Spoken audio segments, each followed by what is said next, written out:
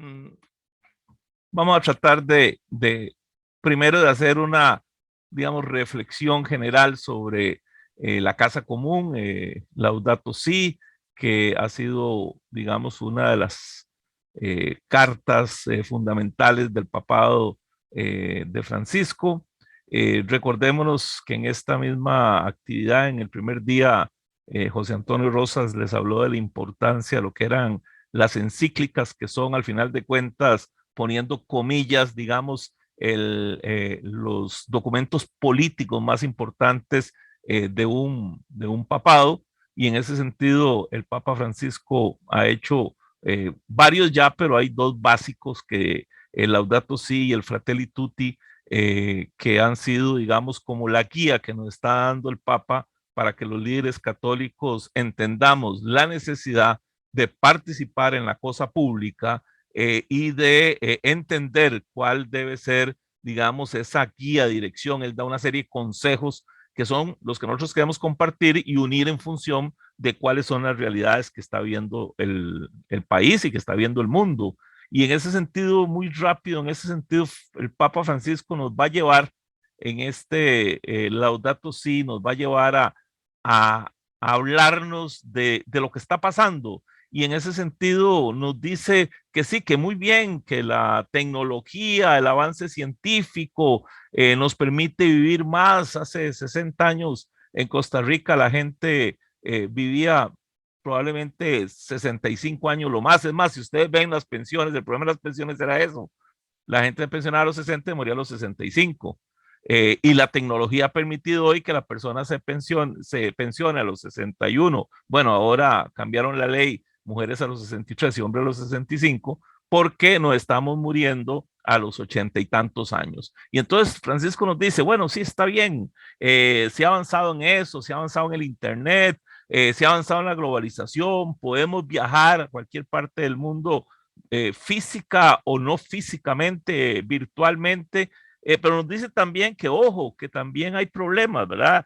Y nos dice que a la par de todas esas cosas buenas, el uso indiscriminado de los recursos naturales, el manejo peligroso del genoma humano, la corrupción, el narcotráfico, la ambición del hombre por apoderarse de las cosas terrenas y en especial la pobreza que azota al mundo, nos está llevando a una entrecrucijada muy grave de la que tenemos que hablar. Y además nos dice también que la paz interior del ser humano tiene que ver con la relación de ese hombre con la naturaleza, y nos dice que hay que buscar nuevos valores, recuperar valores, y que hay que volver realmente a sentir una cosa importante, que nos olvidemos del yo y que hablemos del nosotros, y que empecemos a pensar de que vamos a hacer una casa común, y por lo tanto nos tenemos que hacer cargo de esa casa como administradores y no como dueños, que es un tema que vamos a recuperar posteriormente.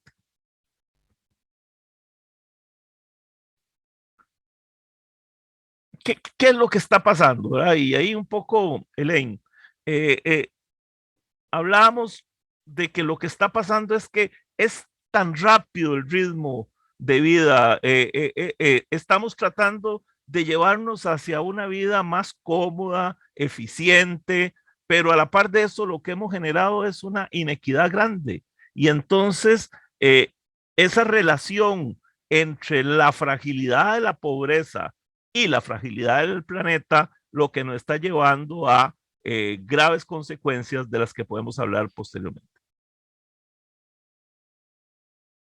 Sí, efectivamente, aquí me gustaría hacer un aporte también. Muy buenas noches a todos, y la verdad es que estoy muy complacida de estar acá todas y todos, y la verdad es que también nos ha gustado mucho hacer un intercambio con Carlos para poderles presentar un diálogo articulado. Y ciertamente esta es una época, y yo también lo vamos a mencionar más adelante.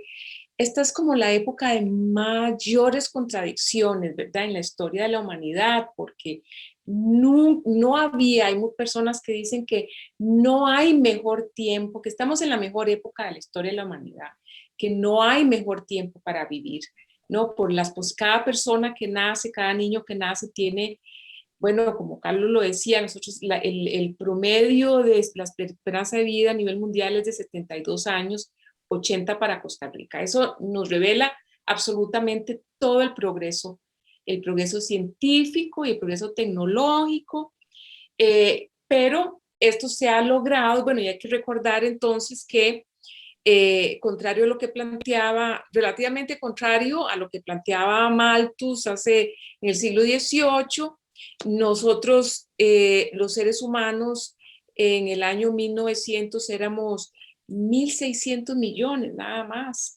Y en 100 años nos reprodujimos hasta ser 6.200 millones.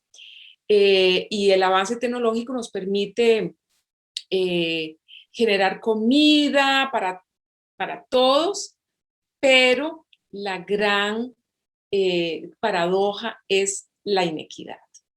Nunca habíamos tenido tanto progreso y nunca había estado tan mal repartido las oportunidades y el acceso a los beneficios del progreso humano en general. Y eso dice Francisco, ¿verdad? Que a él lo exaspera, esa inequidad, eso que algunos se consideren más dignos que otros, que unos se consideren más dueños que otros de la tierra, de la naturaleza, del océano, de los mares, y dice que hasta lo admitimos, decimos que es como una práctica común y entonces ahí viene, nos dice que el crecimiento tecnológico no ha estado acompañado del desarrollo del ser humano en los valores y entonces hoy día resulta que eso se concentró en pocas manos y lo vemos ahora, por ejemplo, con el tema de las vacunas. Dependemos de unas transnacionales para que nos digan cuándo nos mandan las vacunas y cómo nos la mandan, ¿verdad? Cuando podían nuestras universidades estar trabajando en eso, pero además de eso, nos dice también que esa tecnología está superando al ser humano y Francisco en la Casa Común nos empieza a advertir del problema de eso que se denomina la revolución 4.0, donde dice, bueno, miren, vamos a una gran tecnología, vamos a la automatización, pero ¿qué pasa con el trabajador y la trabajadora? ¿Y qué pasa con los valores del ser humano? Y eso es donde viene el tema en función de que las soluciones científicas tienen que estar ligadas al saber, a la filosofía y a la ética social. Y dice que los remedios técnicos deben incluir también una realidad para enfrentar una crisis socioambiental en donde nos empieza a hablar de alguna serie de elementos que ahora vamos a hablar permanentemente, pero entonces nos dice que ahora creyentes y no creyentes estamos de acuerdo en que la tierra es esencialmente una herencia común y nos dice muy claramente, mire, esa es la herencia que nos dejó Dios, pero ojo, es una herencia para compartirla, no es para dominarla. Y los seres humanos nos estamos yendo alrededor de la tecnología a tratar de dominarla. Y estamos perdiendo. Vamos a perder siempre frente a la naturaleza. Y lo que hay que hacer es entender que tenemos que administrarla. Por eso, de nuevo, les repito que uno de los elementos esenciales del Papa Francisco en el Laudato Si y en el Fratelli Tutti es cambiar ese concepto de yo por el nosotros. Y aquí entonces nos empieza a señalar varias cosas. Primero, el tema del agua, ¿va? Y entonces nos dice del agua social. Nos dice que es necesario enfrentar este problema del derecho al agua potable para todos. Y ahí nos empieza ya a relatar una serie de cosas. Recuerden que el Papa Francisco es argentino y conoce muy bien las realidades del sur de América en general. Nos habla de ese problema que está sucediendo en la Amazonia, donde nos dice que hay propuestas de internacionalización de la Amazonia y nos dice lo que está pasando en África y en los países asiáticos y en otras regiones más alejadas del mundo donde la gente no tiene agua potable. Y entonces podemos empezar a pensar que en los suburbios en Chile, los suburbios en Brasil y en Venezuela también está pasando lo mismo. Hay grandes comunidades que no hay agua potable. Y nos dice, entonces, ¿de quién es el agua? ¿Por qué se administra el agua a favor de unos pocos? ¿Ah? Y sobre todo a los pobres. ¿Ah? A los pobres es que se les niega el agua y negarles el agua es negarles el derecho a la vida. Y nos dice, bueno, uno de los grandes temas, uno de los grandes retos, no solo es el agua potable como tal, eso que él llama el agua social, sino que nos dice que no estamos protegiendo esa agua y nos está llevando a todos estos temas de calentamiento global, que además tiene que ver con lo que viene. Y lo que viene es inundaciones en las zonas costeras, islas en la parte del Pacífico y del Atlántico que pueden tender a desaparecer. Y ahí podemos hablar dentro de algún rato del problema de los migrantes ecológicos, que empieza a ser otro tema diferente. Y también nos habla de otra cosa, del descarte social. Eso es un tema gravísimo. ¿Eh? Nos dice, empezamos a descartar a la gente, descartamos a los adultos mayores porque tenemos una sociedad que no se ha dado cuenta que está siendo vieja, y entonces nos hacemos viejos, pero no tenemos los mecanismos para proteger esa adultez mayor, no solo en pensiones, sino en sistemas de salud. Vean que en el país lo que tenemos es un hospital, nada más que no está preparado para atender al adulto mayor, y entonces empieza a hablarse de las posibilidades de generar algunas otras alternativas, pero también la teoría del descarte es qué le vamos a heredar a nuestros hijos, a los hijos de nuestros hijos, a nuestros familiares en el futuro, si estamos realmente contaminando la sociedad y estamos degradando socialmente al mundo.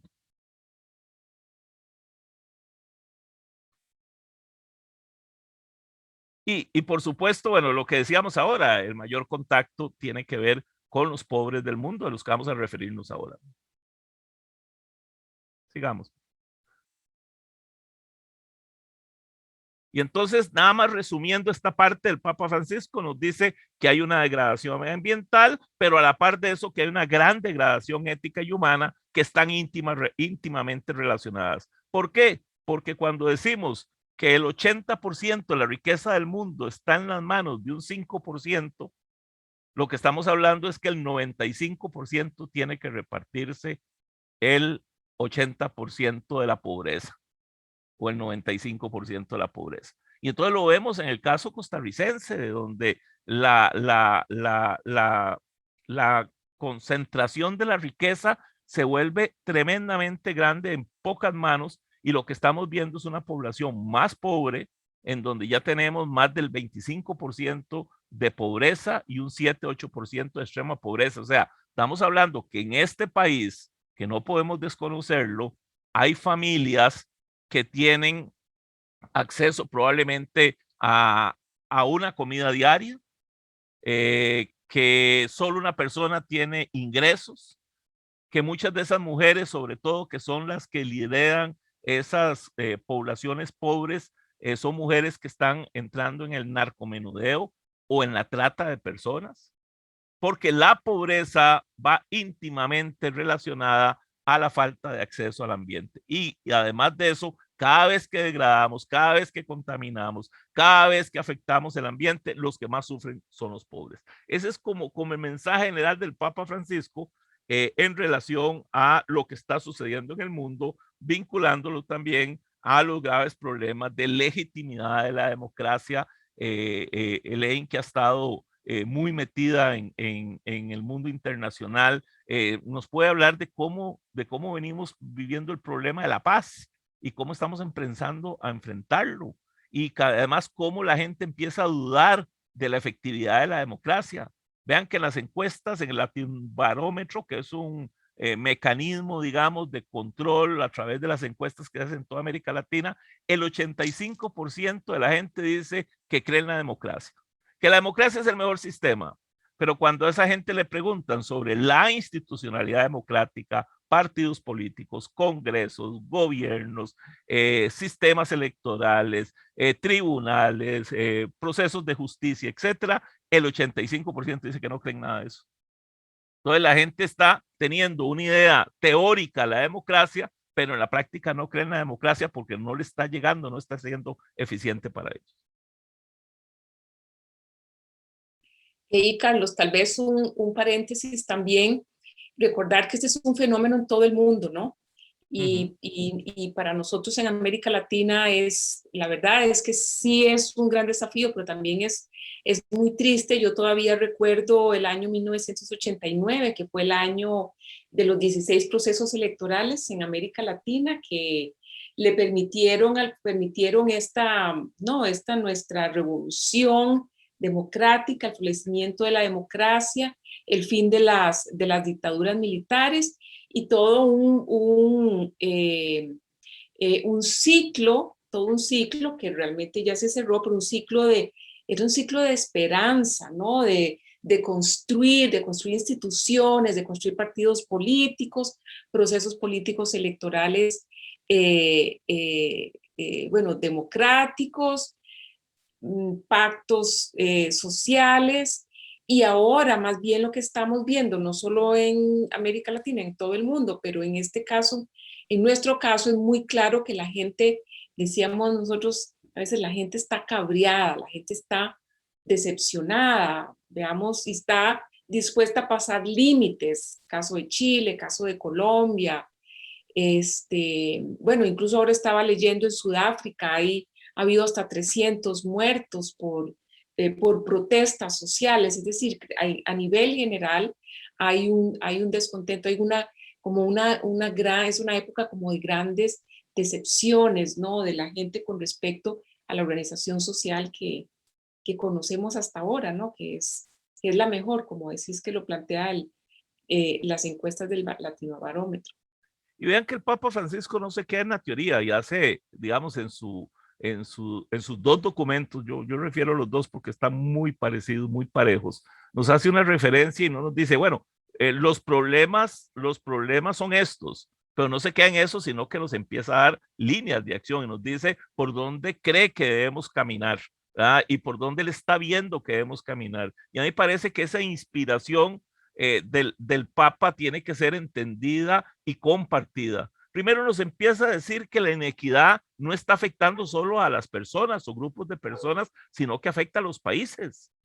Y entonces nos dice lo primero que hay que crear una nueva ética de las relaciones internacionales, porque hay una verdadera deuda ecológica, sobre todo entre los países del norte y del sur, relacionada con qué, con desequilibrios comerciales, que tiene consecuencias en el ámbito ecológico, el uso desproporcionado de los recursos naturales, la deuda externa de los países pobres, que también se convierte en una deuda ecológica porque tenemos que pagar con qué, con nuestros recursos. Y aquí hay gente que todavía sigue hablando de que Costa Rica debería ponerse a explotar petróleo. O sea, estamos en el siglo XXI. Noruega acaba de decir que está renunciando al fondo verde que ellos tienen, que es un fondo para desarrollar investigaciones en petróleo, porque quiere trasladarse a otro lado.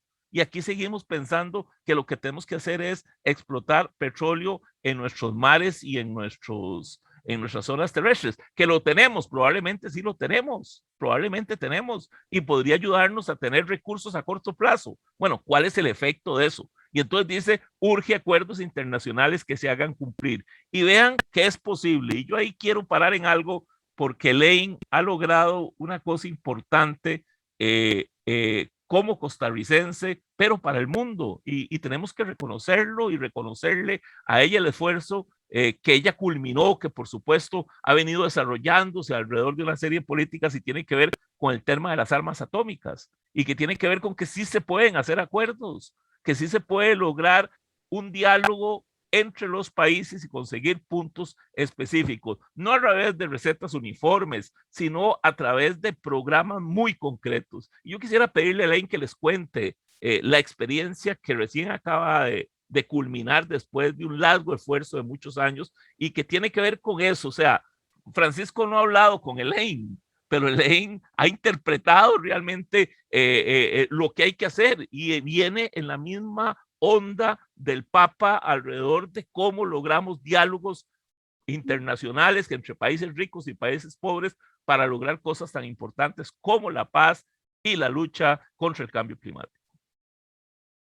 Sí, gracias, Carlos. Ahí es uno de los, yo diría, de los puntos claves del papado de Francisco.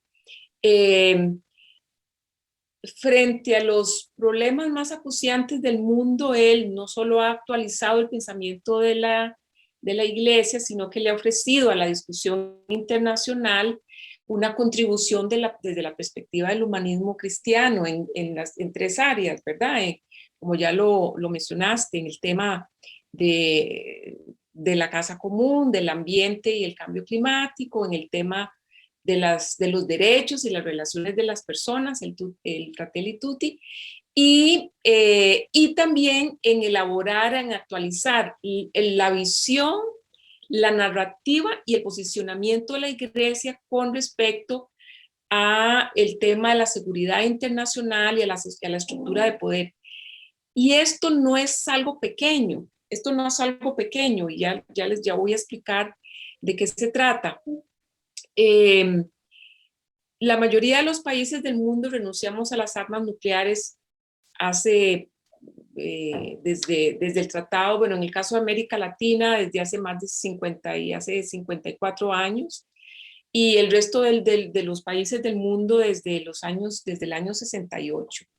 La mayoría de los países. Recordemos que hay 9 países que sí mantienen arsenales nucleares, hasta que llegan a ser un total de 15.000 armas nucleares, de las cuales más de 2.000 están instaladas en alerta máxima y pueden ser detonadas en cuestión de minutos o segundos. Y hay países, y sobre todo los Estados Unidos y Rusia, que son los que tienen el mayor arsenal nuclear, el 90% de ese arsenal existente, son países donde la decisión de disparar o de activar ese arsenal nuclear la toma una persona en el caso de Estados Unidos o 2 personas en el caso de Rusia, sometido a cualquier cantidad de, digamos, de riesgos de tipo en la toma de decisiones. Y ahora con todo el tema del paradigma tecnocrático y de la inteligencia artificial, se está combinando la gestión del arsenal nuclear con sistemas de inteligencia artificial que, si se combinan en algún momento, como ya ha habido en el pasado, señales falsas o equivocadas pueden hacer que se active ese arsenal sin la intervención del ser humano. Bueno, entonces, a partir del año 2010, y precisamente por ese cambio en la mentalidad de la humanidad, de poner al ser humano en el centro, un cambio que en realidad se gestó a partir del fin de la Guerra Fría y que tuvo una primera expresión en el concepto de desarrollo. Recordemos que antes hablábamos de desarrollo económico, industrialización, básicamente entendido como el crecimiento del producto, de la producción, y pasamos de esa concepción de desarrollo económico a la concepción del desarrollo humano a principios de los 90, promovido por Naciones Unidas, y luego eso nos llevó a la concepción del desarrollo, de la seguridad humana, que en lugar de poner a la seguridad del Estado de primero, pone a la seguridad de las personas en primer lugar. Y esto llevado al ámbito de la seguridad global, lo que quiere decir es que entramos a cuestionar de una manera importante no solo la existencia de las armas nucleares o su uso, sino la existencia misma de la teoría de la disuasión nuclear, que es la que hace que los países poderosos inviertan la cantidad de recursos que invierten en mantener una seguridad con base en el terror de la aniquilación. Y a partir del año 2010, del 2010, se genera un movimiento que se llama el movimiento del impacto humanitario de las armas nucleares, que empieza entonces a revisar de nuevo, ya en el siglo XXI, toda la evidencia científica que existe sobre el impacto de cualquier detonación nuclear en los seres humanos y en el ambiente.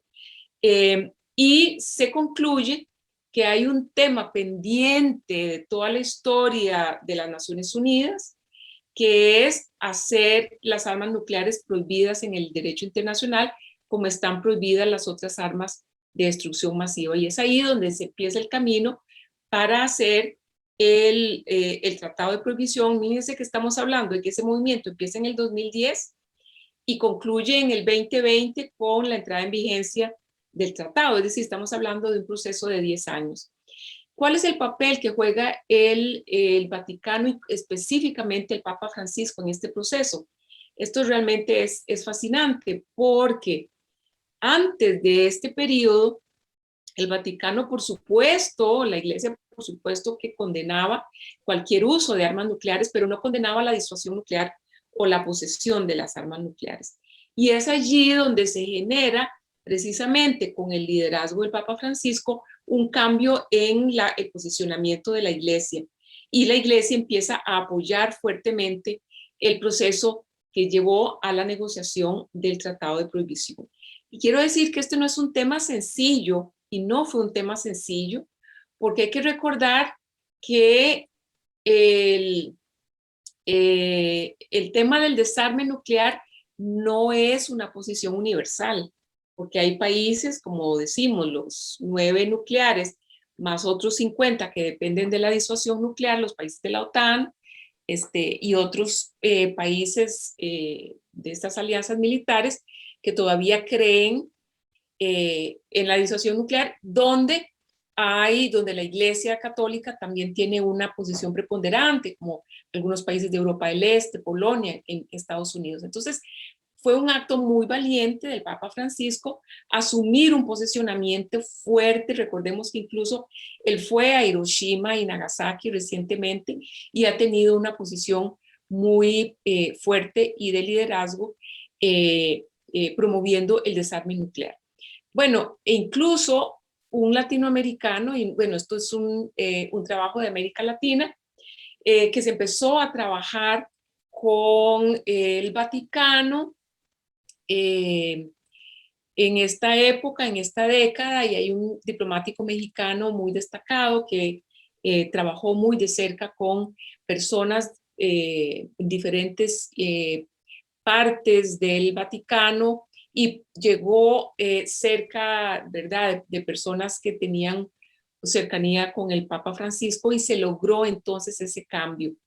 Y una de las formas en que esto se expresó es que cuando a mí me eligieron para presidir las negociaciones, yo le fui y le pedí una cita al nuncio representante de su santidad en Naciones Unidas para pedir que el Papa nos diera un mensaje a la conferencia de negociación. Y después de hacer el trabajo, ¿verdad?, normal de una presidencia, también le pedí, ¿no?, como ya un favor personal, que por favor le pudiera llevar al Papa Francisco una solicitud expresa y personal de mi parte para que orara por mí, por el éxito de la conferencia y porque la conferencia pudiera cumplir con su cometido. Entonces es aquí donde, y esto es lo que le comentaba a Carlos, esto que les voy a contar es un tema personal, pero va más allá del simbolismo, es un acto político, es una decisión política del Papa Francisco cuando él envía un mensaje por escrito a la conferencia, y aquí se los voy a enseñar, esta es la carta del Papa Francisco, que está dirigida a mi persona, y en realidad que es, y aquí está la firma, si se ve, dice Francis porque está en inglés, y dirigirlo a mi persona es un acto que va más allá del simbolismo personal.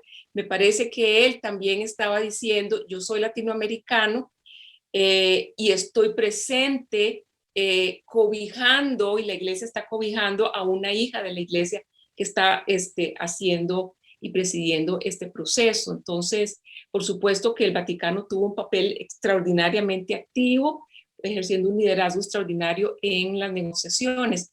Pero esto es un gesto también de abrazar a los hijos de la fe que están tratando de trabajar por el camino que el Papa Francisco también ha solicitado a la humanidad. O sea, pero ¿qué es lo importante de eso que nos está diciendo Francisco? Dejemos el anterior todavía, por favor, Juan Carlos. O sea, Francisco nos está diciendo que los creyentes tenemos que entrarle a los grandes temas. No tenemos que ser pasivos. está diciendo que tiene que haber un cambio urgente e importante en la Iglesia Católica entrando a participar directamente en los grandes temas. Y otro de los grandes temas, si se logró este tema de las armas atómicas, ¿cómo no luchar por esa cultura ecológica que no se puede reducir a una serie de respuestas urgentes y parciales a los problemas que van apareciendo, sino que lo que nos dice es discutamos, pensemos en las políticas bien pensadas, busquemos acuerdos y busquemos constancia en eso? Debería ser una mirada distinta, dice Francisco, un pensamiento, una política, un programa educativo y sobre todo nos dice cambiar el estilo de vida. Y por eso Francisco se fue a San Francisco, eso que él llama la humildad primitiva que hablaba de San Francisco. O sea, tenemos que volver a ser sociedades menos abusivas, menos tratando de buscar menos la riqueza, menos buscar la búsqueda de esos productos, sino tratar de vivir en una forma como vivían los costarricenses o los latinoamericanos o el ser humano hace algunos pocos años, con humildad. Y entonces nos dice, mire, es que la economía también es al servicio del bien común. Y nos dice, y hace un llamado tanto en Laudato Si como en Fratelli Tutti, hace un llamado a los organismos financieros internacionales, pero vean qué importante, los organismos financieros internacionales aceptan el llamado. Y si ustedes ven ahora que está discutiendo, digamos, las políticas del Fondo Monetario Internacional, nada más decirles que muchas veces culpamos al Fondo Monetario Internacional de las decisiones internas de los países. Quien define qué se hace son los países. Pero tanto el fondo como el Banco Mundial, y ya que no estoy defendiendo los organismos financieros, pero tengo que decir que ha habido un gran cambio, exigen un componente social muy profundo y muy fuerte. Y dicen que mucho del desarrollo económico tiene que distribuirse de mejor calidad. Y por eso aparecen organizaciones como las cooperativas, el solidarismo y otras organizaciones de componente social y los mismos organismos internacionales, esos que hace 30 años lo que decían, no, no, aquí solo empresa privada y no Estado ni nada por el estilo, han cambiado su política y tiene que ver mucho con la participación y la exigencia que ha venido haciendo, entre otros, la Iglesia Católica para lograrlo. Pero también nos dice Francisco, parémonos, desaceleremos, discutamos, hablemos. Vea, por ejemplo, los espacios públicos que se están privatizando. Eso es muy grave. O sea, las canchas de fútbol, las zonas donde los niños jugaban, se empiezan a perder para hacer grandes suburbios contaminantes, donde se afecta el agua, se afecta las relaciones sociales, etcétera. Y el Papa Francisco nos dice, suave, suave, tranquilos, ¿verdad? Busquemos nuevos mecanismos. O sea, empieza a señalarlos una serie de criterios para decirnos, paremos un poquito, revisemos la casa común, replanteemos nuestra propia vida, nuestro propio yo, nuestra relación entre nosotros y tratemos de hacer una sociedad diferente. Sigamos, Juan. Y entonces nos habla también de esto, de tres cosas que tienen que ver muy importante. Primero, la solidaridad entre generaciones. Lo que les decía antes, hay que pensar en nuestros adultos mayores, hay que tratar de definir políticas diferentes, pero también hay que pensar en nuestros niños y jóvenes de la sociedad que les vamos a entregar. Dios nos dio una herencia que es la naturaleza, que es la tierra, y repito, nos dio esa tierra para administrarla, no para dominarla. Nos dio para coger sus riquezas en una forma inteligente, pero para protegerlas. Y entonces nos dice ya ese antropocentrismo que nos hace creer que somos el centro de todas las cosas y el fin absoluto de la creación debe cambiar, porque tan importantes somos nosotros como la hermana Luna, el hermano Sol, y vuelve a recuperar todo ese pensamiento de San Francisco y al final nos dice cuál es el nuevo político cristiano. ¿Qué debe hacer esa persona que quiere entrar en lo que llama la política? Bueno, nos dice primero que hay que tener valores, recuperar valores. Ahí nos empieza a hablar de esta ética del cuidado, ética del cuidado que ha rescatado ahora Leonardo Bloch, entre otros, pero que el Papa Francisco lo asume como propia. Nos dice que ese nuevo político cristiano tiene que reorientar sus valores, que tiene que participar en la vida política y en la vida pública. Eso es esencial. Ya la gente no se puede quedar en la pasividad, pero además nos dice que tenemos que reflexionar con claridad qué queremos para nuestras naciones, no solo para Costa Rica, sino para América Latina. Y ahí nos dice que ese político cristiano tiene que entender de que hay elementos esenciales para poder enfrentar a futuro los temas como pobreza y como migraciones, tanto ecológicas como humanas, y además de eso, que ese político cristiano tiene que luchar por solidaridad y por justicia social. Sigamos. Y entonces aquí nos empieza a hablar también de algunas otras cosas, pero como se nos va a ir el tiempo muy rápidamente y queremos entrar a cosas más concretas, nada más que nos vuelve a decir, cambiemos el estilo de vida, cambiemos los hábitos, hagamos una ética ecológica para crecer en solidaridad, responsabilidad y cuidado y un compromiso ecológico que comienza con transformarse en uno mismo. Si nosotros no nos entendemos a nosotros mismos, y yo le decía a mis alumnos hace poco de que ahora en las universidades en el mundo se creó una carrera nueva que se llama comunicación intrapersonal, que era parte, digamos, de las teorías generales de la comunicación, pero se convirtió en una carrera, porque si nosotros no nos entendemos a nosotros, ¿cómo le comunicamos al resto? Y ahí Francisco nos dice, sentémonos un poco a entender de nosotros mismos lo que estamos haciendo para poder desarrollarnos a futuro. Sigamos. Bueno, esto es muy importante. Yo quisiera llamarlos a que ustedes que están llevando este curso traten de buscar todo este elemento de la ética del cuidado, porque Francisco nos dice que primero hay que crear una nueva relación ética con Dios. Somos sus hijos, no sus enemigos. Y nos dice que hay que hacer una nueva ética con el prójimo. Somos sus hermanos, no sus amos. Y una nueva relación ética con la tierra. Somos sus administradores y no sus dueños.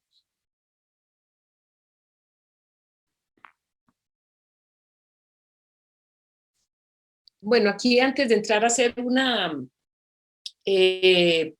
una discusión sobre la Casa Común Latinoamericana y pensando en lo que el Papa Francisco ha venido construyendo y aportándole a la discusión global, me pareció importante que antes de entrar a discutir sobre la Casa Común Latinoamericana, viéramos un poquito qué es lo que está pasando con la Casa Global, con base en lo que ya el Papa Francisco ha venido elaborando y que ya Carlos les estaba comentando.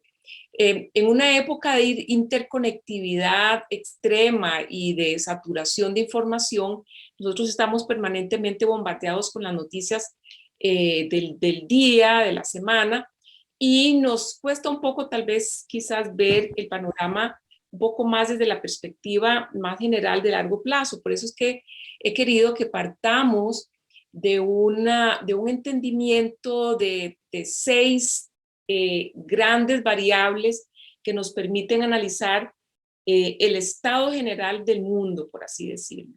El primero de ellos es la distribución de la riqueza. Ya lo hemos estado hablando. Sabemos que hoy día más o menos el 1% de la población acumula el 43% de los recursos del mundo. Entonces es un área en la que en realidad como humanidad, como decimos, vamos para abajo, o sea, como humanidad estamos debiendo y es un problema creciente. Entonces, si vemos estas variables, nos vamos a dar cuenta que en aquellas áreas donde la humanidad está bajando, es donde él está aportando más en términos de liderazgo de su pensamiento. En materia de derechos de las personas lo hemos mantenido como un área efectiva porque se mantiene todavía en este siglo los grandes logros históricos, ¿no? El fin de la esclavitud, el fin del apartheid, del colonialismo. se han creado estructuras para proteger los derechos de las personas a nivel internacional. En la mayoría de los estados también existe de alguna manera unas conciencias para la protección de los derechos de las personas. Es cierto que hay atrocidades, es cierto que hay genocidios, pero también es cierto que la humanidad ha creado estructuras para castigar a las personas culpables o responsables de esas atrocidades. De manera que en materia de derechos de las personas podemos decir que este es un siglo donde seguimos arrastrando, ¿no?, las ventajas y las grandes conquistas del siglo XX, y donde el gran desafío es que las podamos llevar adelante aún en medio de las tecnologías emergentes que las están poniendo en riesgo. En materia de guerra y paz, en el último, digamos, en este último decenio ha habido una disminución, y por eso es que lo ponemos así como un retroceso, porque veamos un indicador muy claro. Hay más conflictos armados en el último decenio, hay más personas que están muriendo por conflictos armados, pero ciertamente menos que en otras etapas de la humanidad. Entonces, allí siempre tenemos, digamos, como una base de progreso que nos da temor que se vaya a deteriorar con una situación mundial que nos pueda llevar al caos y una mayor violencia. Entonces, tenemos más conflictos, tenemos una lucha geopolítica cruenta y amarga que se está volviendo muy ácida. Hemos perdido una parte muy importante del control de todos los acuerdos que había para el control de los armamentos, y hay un incremento, no sé, inmoral, porque hay que decirlo así, del gasto militar. Solo en el año de la pandemia, mientras la producción global decreció 4.4%, es decir, todo en el mundo decreció, todos los gastos productivos, etcétera, y sin embargo, el gasto militar creció 2.6%. Es absolutamente inaceptable desde el punto de vista de la ética humana.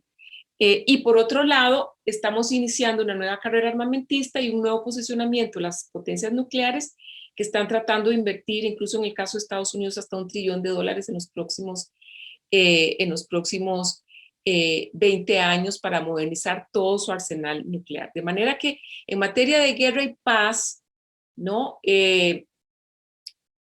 a través del siglo XX y empezando el siglo XXI, tenemos unos grandes logros como humanidad, pero ojo que estamos viendo algunos signos que nos pueden llevar a un retroceso.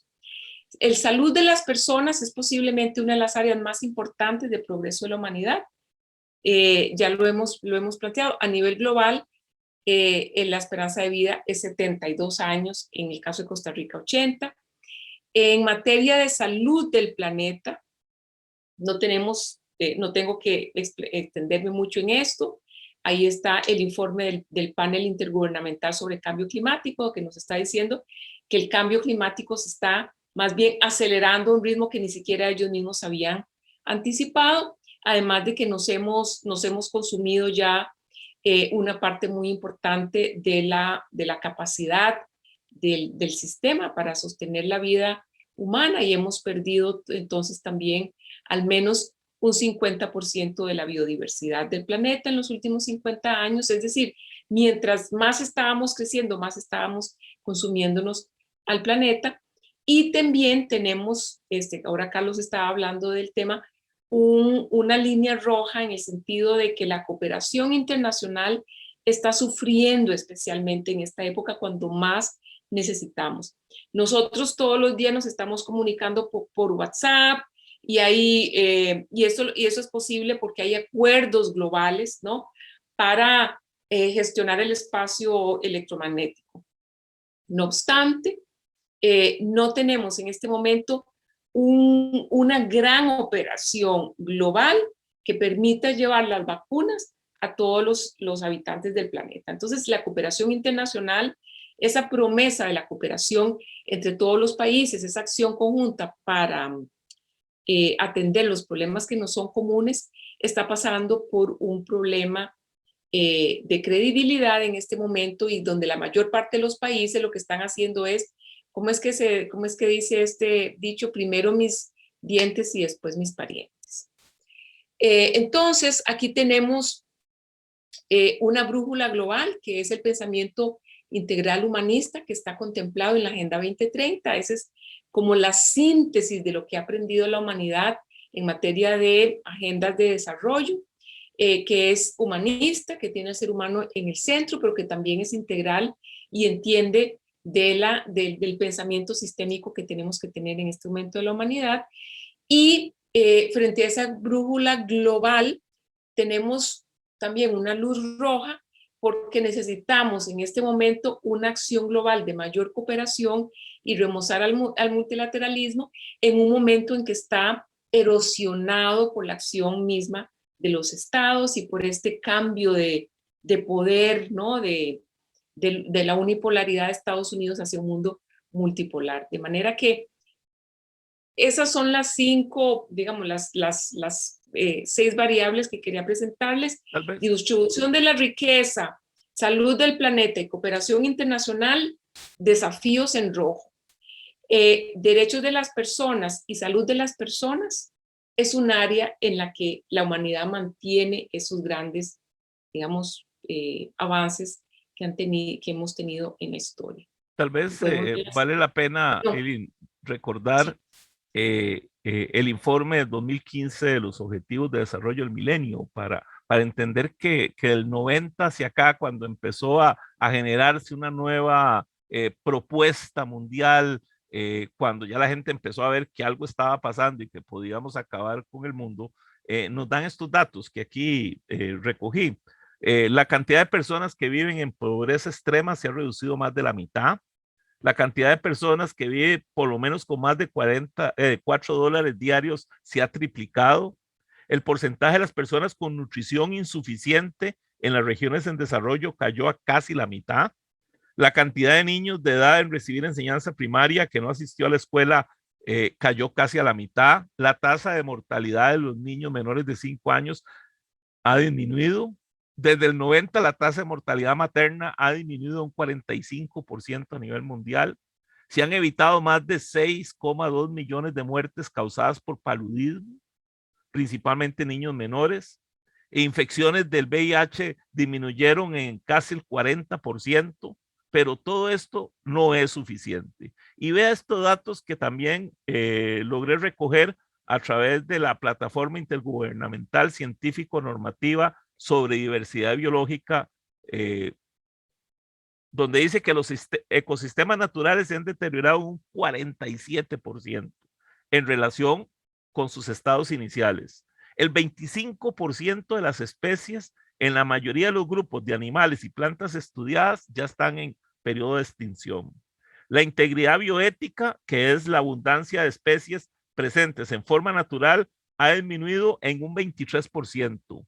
La biomasa de mamíferos silvestres se ha reducido un 82%.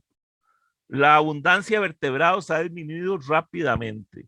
72% de los indicadores elaborados por pueblos indígenas y comunidades locales muestran deterioro de elementos con la naturaleza que son importantes para ellos. 75% de la superficie terrestre se encuentra degradada y la cifra puede elevarse por encima del 90% hacia el 2050. Cada año se degrada una superficie total equivalente a la mitad del tamaño de toda la Unión Europea, o sea, 4,18 millones de kilómetros cuadrados. Esos son algunos datos. Aquí tengo otros, muchos más. En América Latina, más del 40% de los bosques están siendo completamente deforestados o se encontraban muy degradados.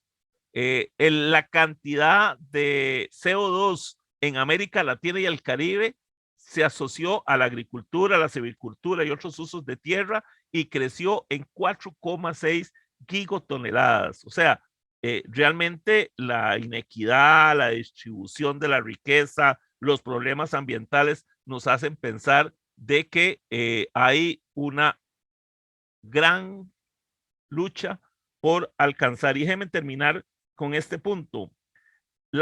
En el caso de América Latina, para 2018, decía la CEPAL que 18 países de América Latina habría 182 millones de pobres, incluidas 63 millones de personas que se encontrarían en situación de extrema pobreza, o sea, 1 millón más que en el 17, y un 30% y un 10% de la población respectivamente.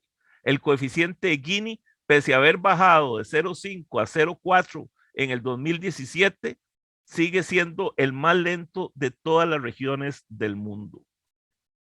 O sea, tenemos un gran reto por delante. Así es, y así es. Y bueno, y todos estos datos que son impresionantes, que estás revelando, recordemos este dato, que en 1900 éramos, digamos, la carga que los seres humanos le poníamos al planeta, éramos solo 1.600 millones. Hoy somos 7.000 millones. Y en 1820, el 80%, ¿verdad?, de la población vivía en pobreza extrema. Hoy se supone que es el 20%, pero bueno, aquí el gran problema también es que la pandemia, a pesar de este gran logro, este gran avance, la pandemia suma hoy o ha jalado o ha arrastrado a 150 millones de personas a la pobreza extrema.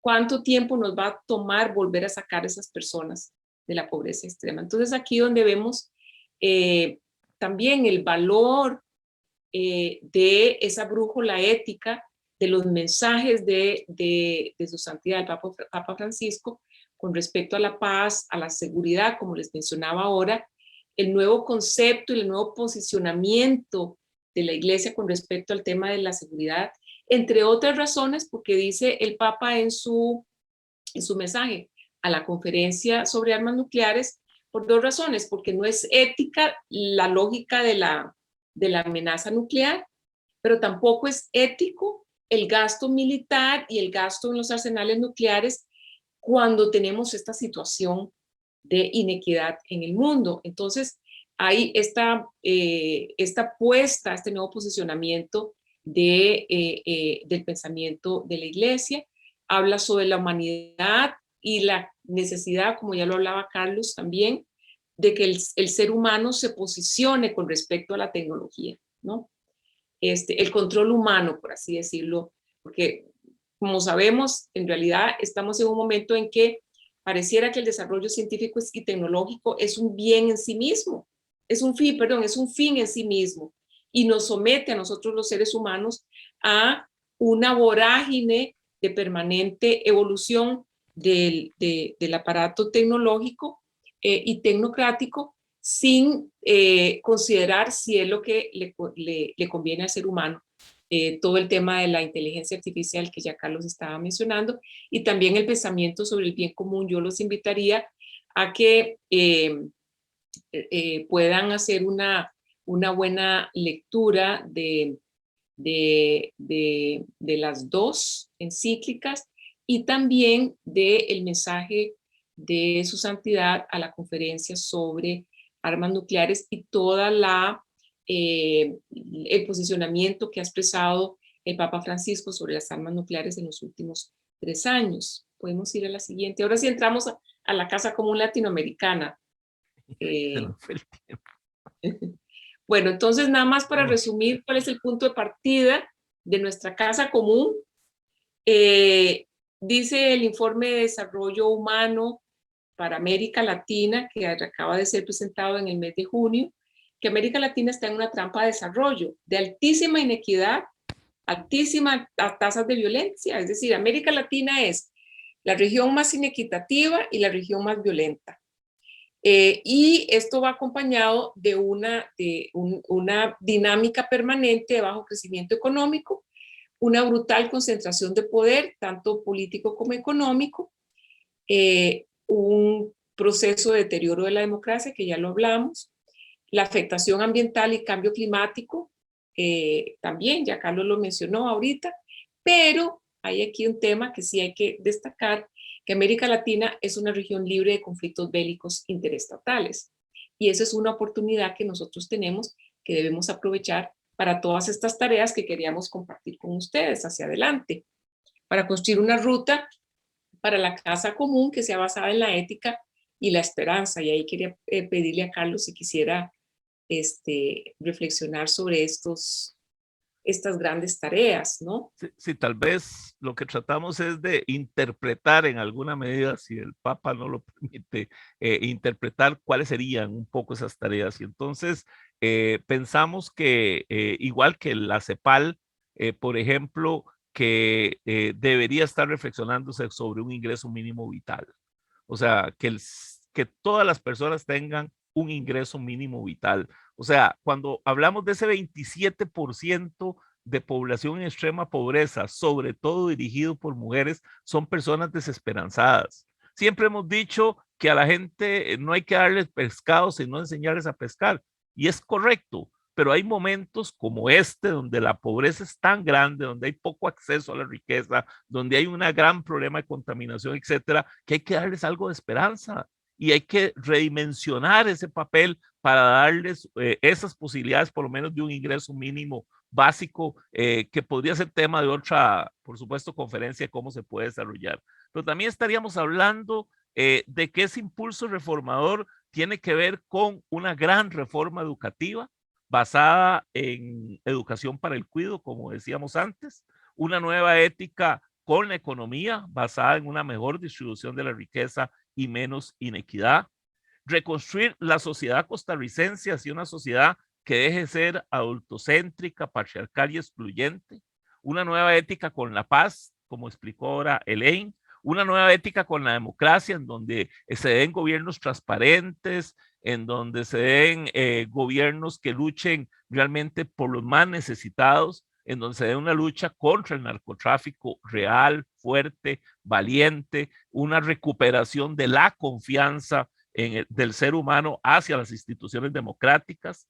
Por supuesto que apoyar las propuestas del Papa que ha hecho sobre la ética con la naturaleza que hemos tratado de requiar en general con ustedes, una nueva ética con la cultura, con la ciencia, y también eso es una nueva visión de la iglesia para la incorporación activa en todas las políticas sociales y económicas de nuestros países y sin duda también de Costa Rica, por supuesto. Y también hablando ya de lo que tiene que ver con Costa Rica, en este contexto también latinoamericano, hay una tarea estratégica que es fundamental, que es revalorizar la Casa Común Latinoamericana. Y eso implica una tarea muy importante que es desideologizar la integración regional. Quizás en este caso podemos inspirarnos un poco en el contexto centroamericano, en ese contexto centroamericano donde tenemos una integración regional con un fuerte componente comercial, pero donde también tenemos provisión de bienes públicos regionales, tenemos energía, infraestructura y algunos proyectos de salud. Aquí el gran tema es que, ¿por qué decir desideologizar? Porque en los últimos años lo que ha sucedido es que el gran proyecto de la integración latinoamericana como un proyecto político se impulsa cuando el péndulo de los gobiernos en la región tiende hacia la izquierda, y cuando hay de nuevo el péndulo va hacia la derecha, ¿verdad? Que es un péndulo repetitivo, se rompe con esa, digamos, con esa lógica de la integración regional. Pero también, entonces, cuando hablamos de desideologizar, lo que quiere decir también es que tengamos una visión ciertamente menos ideológica, menos quizás idealista y más planteada sobre la base de bienes públicos regionales. Y esto no es necesariamente lo que tenemos a nivel continental.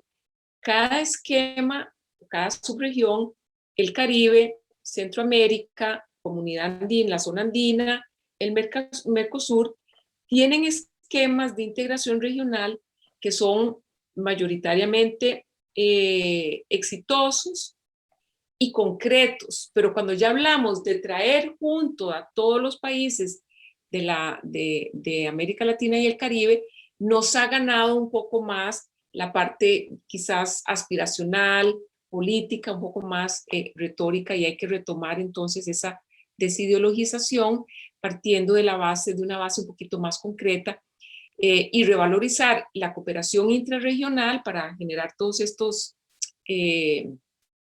digamos, para poder suplir los vacíos que no está generando la comunidad internacional, y recordando que en este cambio de poder que hay a nivel global, las regiones, o sea, en que se disminuye la hiperglobalización, las regiones toman un valor extraordinario, sobre todo por el papel preponderante que está teniendo Asia y el sudeste asiático en el proceso de integración regional. Entonces nosotros tenemos la obligación de repensar qué orientación le vamos a dar a nuestra región y a nuestra cooperación interregional. Pero además es fundamental que podamos revalorizar la participación de la región en el mundo también, porque nosotros dependemos del multilateralismo para resolver los problemas de la humanidad, y ciertamente a partir de la división que se generó en la región latinoamericana entre el grupo de Río y grupo de Puebla, por así decirlo, no es por así decirlo, esos son los, digamos, los dos bloques en los que se rompió la región cuando la CELAC dejó de funcionar. Y esto tuvo un impacto sumamente negativo en la gravitación de América Latina en el mundo, porque no teníamos capacidad de ponernos de acuerdo ni siquiera para plantear un solo candidato latinoamericano a cualquier proceso global. Como hubiera sido, por ejemplo, el caso de la conducción que hicimos de la conferencia de armas nucleares. Si eso se hubiera decidido en el año 2018 o 2019, no habría sido posible que América Latina tuviera una presidenta de la región. Y entonces así es como tenemos que plantearnos cuál es la visión de Costa Rica en esta casa común latinoamericana, cuál es nuestra vocación de política exterior latinoamericana, latinoamericanista, sí o no, cuál puede ser y cómo construimos una apuesta hacia Centroamérica y el Caribe, que es obviamente nuestro espacio inmediato. Pero ahora, por supuesto que no podemos negar el hecho de que nosotros, es decir, Mesoamérica, en términos generales, de Colombia hacia arriba, somos países que miramos más hacia el norte que el resto de los países de América Latina. Estamos más integrados con los Estados Unidos y entre nosotros mismos también. Esa es una realidad clara, y en este momento, por supuesto que el hecho de que tenemos este flujo de migrantes hacia el norte y hace que los Estados Unidos renueve su atención en la región, nos plantea a nosotros un desafío para ver cómo podemos ejercer nuestra agencia para que esa política de los Estados Unidos hacia la región también contemple las necesidades de los países del Triángulo Sur, por así decirlo, no solo el Triángulo Norte. Y con respecto al resto de América Latina, Carlos, no sé porque tuviste incluso la experiencia también de la CELAC, ¿no? ¿Cómo ves esa posibilidad de Costa Rica de gravitar en una región latinoamericana con los problemas que hemos visto sociales, económicos, pero también políticos, porque estamos en procesos electorales en toda la región? Yo diría que es muy confuso y que mejor reconstruyamos un poquito el país, y tal vez un poco nuestras relaciones con nuestro entorno más cercano, porque veo muy largo la posibilidad de tener una relación más real con todo el resto de América Latina, porque me parece que nuestro objetivo debería seguir de necios con el tema del desarme. Seguir de necios, y cada vez que nos ven en cualquier foro y empezamos a hablar del desarme y que Costa Rica no tiene ejército, lo primero que nos dicen: ahí vienen los ticos, ¿verdad? Qué necios, ¿verdad? Pero si esos países redujeran los gastos militares a la mitad o más, probablemente una gran cantidad de su población dejaría de ser miserable y empezaría un proceso de educación y formación que sí nos permitiría hablar de una verdadera América Latina unida. Pero hoy, obviamente, mi temor más bien es que el populismo asuma un papel más importante cada vez más, y le tengo miedo a que Costa Rica entre en ese campo también del populismo. Por eso es que el llamado a ustedes, al pueblo católico en general, es una profunda reflexión, no solo a través de la oración, sino de la práctica, para que las decisiones que tomemos los costarricenses dentro de ¿qué? 32 semanas sean para consolidar la democracia del país y no caer en los populismos como está cayendo América del Sur. Es que la situación no es fácil, es muy difícil, y creo que Costa Rica debe seguir siendo ejemplo de democracia. Carlos, ahí también me gustaría para cerrar hacer recuerdo de hace, cuando cumplimos el 70 aniversario de la abolición del ejército, por primera vez se hizo un estudio en la Universidad de Costa Rica, un estudio econométrico, ¿no? Que midió el impacto que tuvo esa decisión en el desarrollo del país. Y es muy interesante porque nosotros ha sido como un mantra para nosotros como costarricenses decir que la abolición del ejército nos permitió aumentar la inversión en educación y salud, y eso nos hizo diferentes. Bueno, pues resulta que por primera vez entonces ese estudio, haciendo digamos, esas proyecciones econométricas, realmente llegaron a identificar que efectivamente la disminución del gasto militar en Costa Rica fue acompañada de prácticamente se duplicó la inversión en 3 rubros: salud, educación e infraestructura. Y eso, por supuesto, 20 años después, con la reforma social que se había hecho, ¿no es cierto?, la protección de los trabajadores, todo el tema de acceso a la salud, lo unimos con este cambio radical de la política pública y la asignación de recursos, y 20 años después Costa Rica era un país totalmente distinto, radicalmente transformado esos indicadores de desarrollo, ya para digamos, para el año 70, ¿no? 20 años de transformación.